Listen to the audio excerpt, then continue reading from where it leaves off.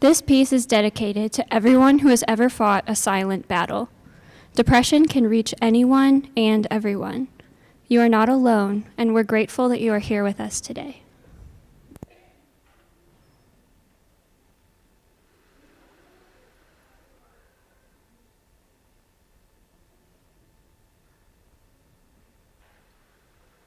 During the winter of 2015, the residents of Hampton Bay, Long Island woke up to what they say was the worst smell they had ever experienced. Mysteriously, overnight, 1,000 fish had died in the canal. After thorough analysis, they found that the oxygen levels in the water were too low and all the fish had drowned. Upon hearing the news, many had questions like, how does a fish drown? Don't they have gills? Don't they have a fin and a tail? They said things like, aren't they built to survive in that environment? Perhaps this is the best analogy for my depression. This angry deity, this jealous God, this thirsty shadow that wrings my joy like a dish rag, turns every conversation into a conveyor belt that always begins with the phrase, you look tired today.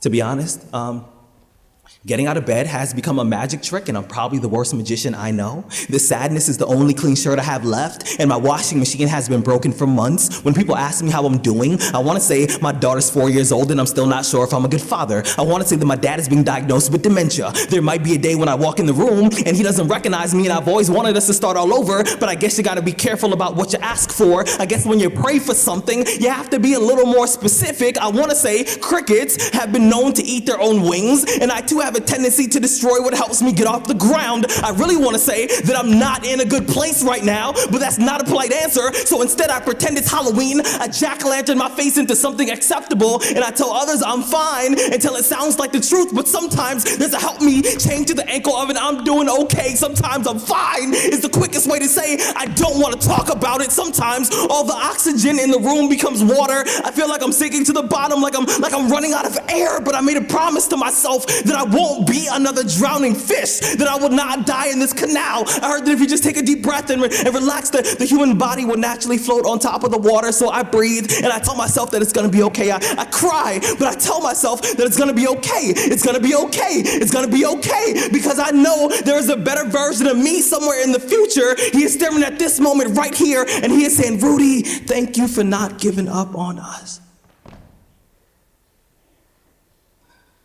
A few days ago, I was reading and I saw a run-on sentence, and I thought, it could have just ended right there. But it found a reason to keep going. I smiled and I said, well, same.